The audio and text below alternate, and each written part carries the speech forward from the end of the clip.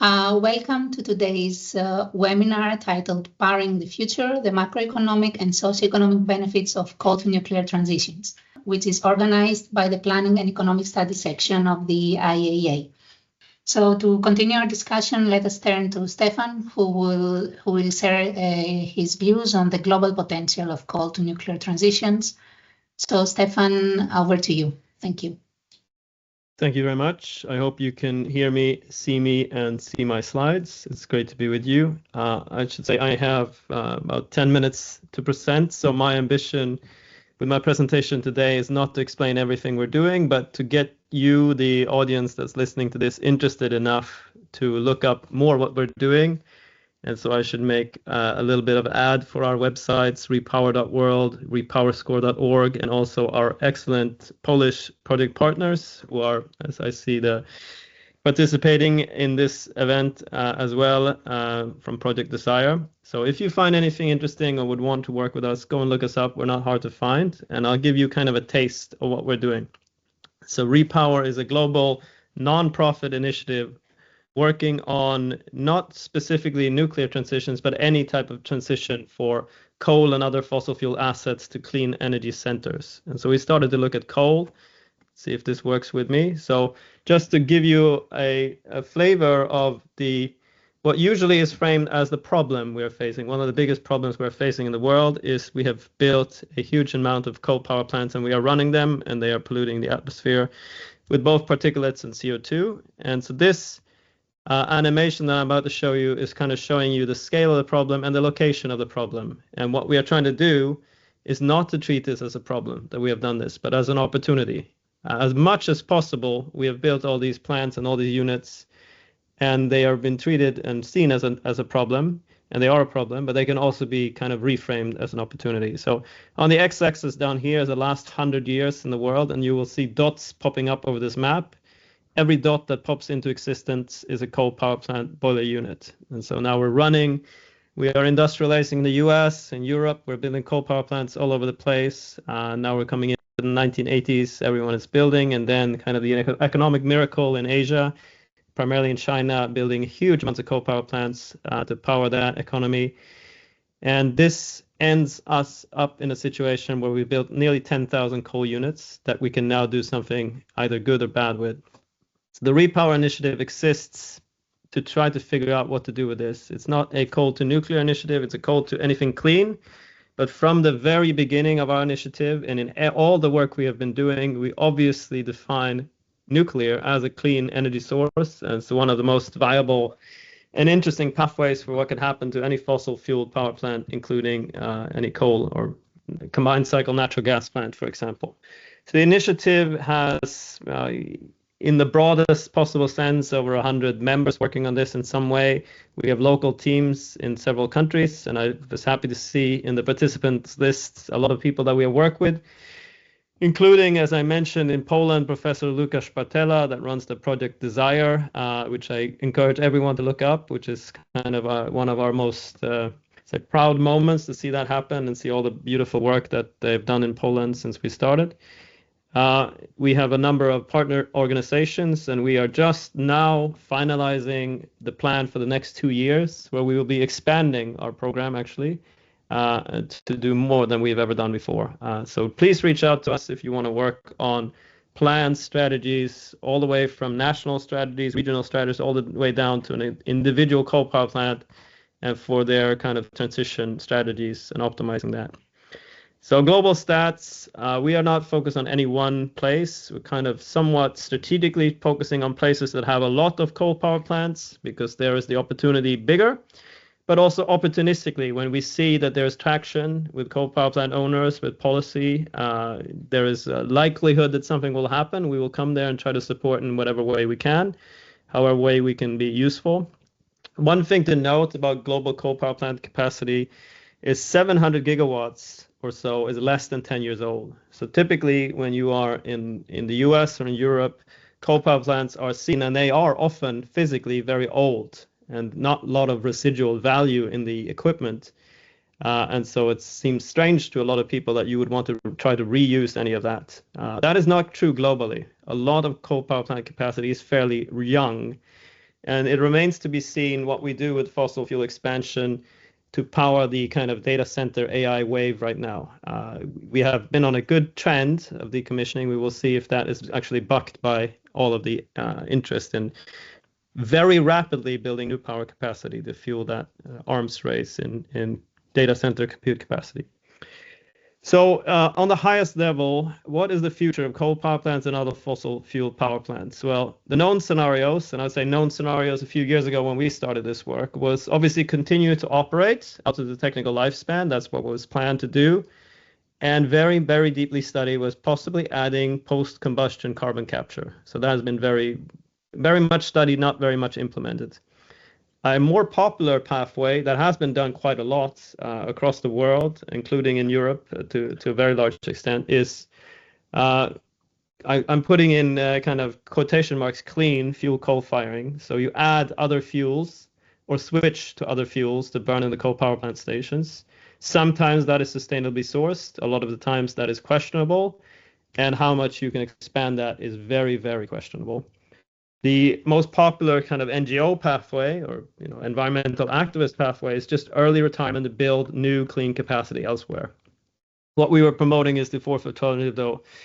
So decarbonize the power plants, don't burn fossil fuels there, avoid stranding assets as much as possible, and maintain the employment, the site itself, the permits, the equipment, and try to replace everything that plant did, all of the services that it provided, including employment, grid services, heat. If it was a cogeneration plant that provided district heating or process heating, try to replace that as well, and as much of the power generation as possible.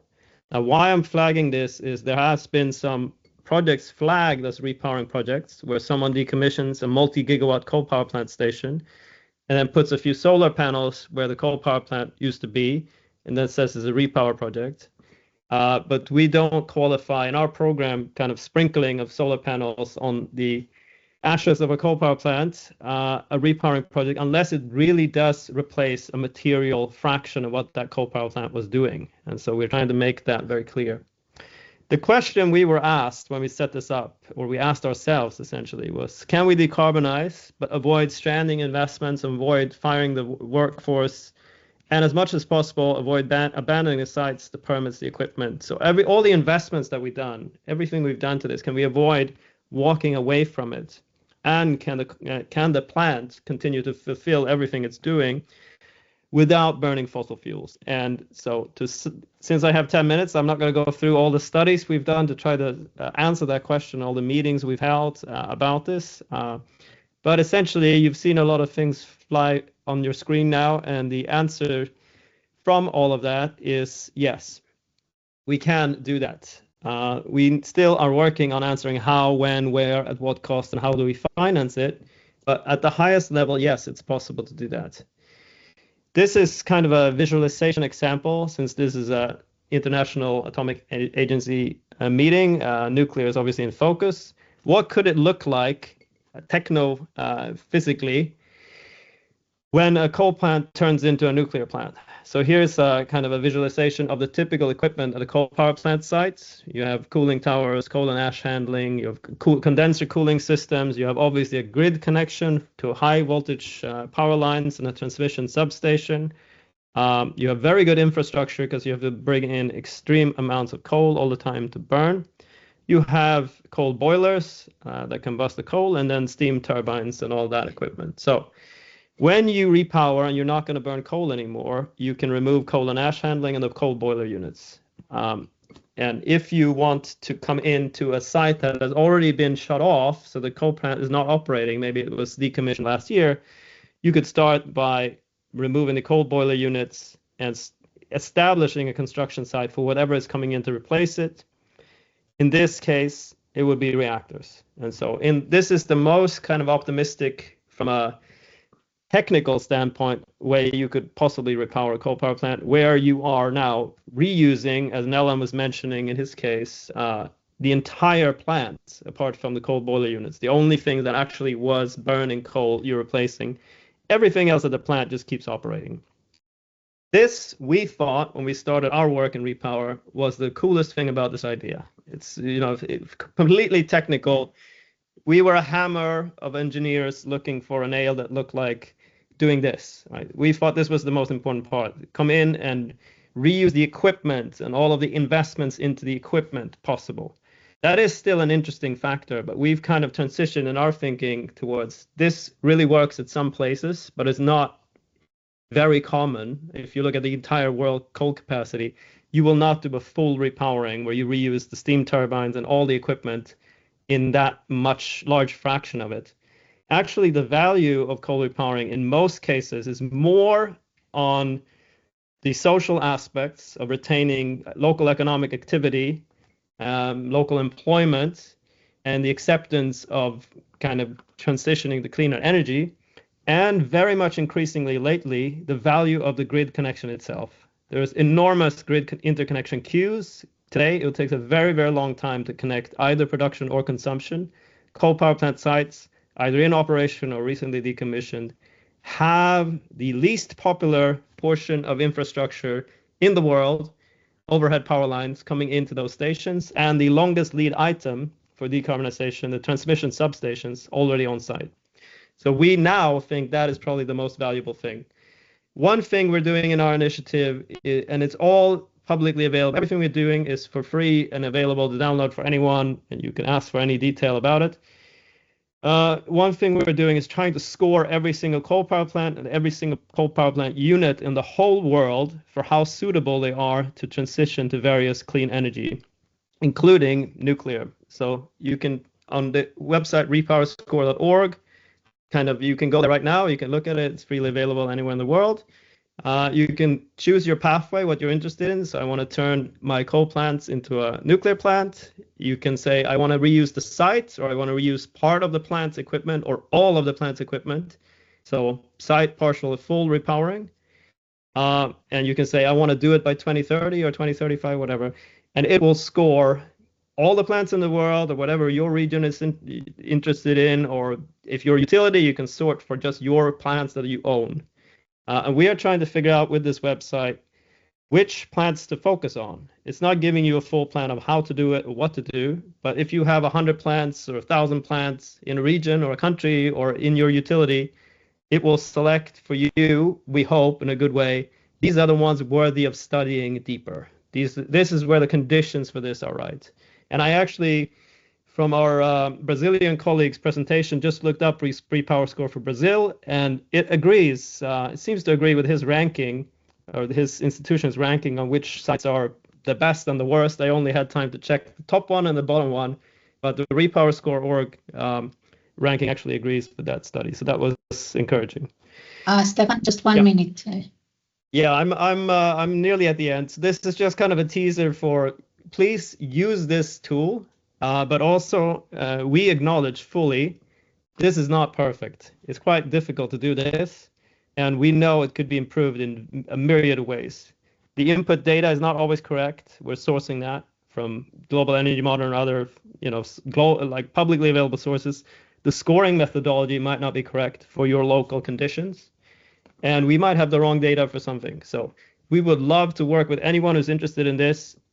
You being the user of it and you suggesting improvements to it. The full methodology of how all of this works is available on that website. So please work with us if you want and use it as much as you can. Apart from Repower Score and everything else, we're also doing a lot of studies, global studies, case studies for individual plants. If you're interested in doing that with us as a utility that owns a coal power plant or a research institution, reach out. Let's see what we can do together. We're also now working a lot on coal cogeneration, so the heat part of it, and also on thermal energy storage being the kind of API that connects a new heat source like a nuclear power plant to an old coal power plant. You will not connect them up directly. It's not technically feasible. There has to be thermal energy storage in between. So we're working a lot on that. And I think I've spent all my time. I hope it was piquing the interest of someone in the audience so that you will reach out to us. And I think we're not difficult to find. So I look forward to your questions and discussion. Thank you.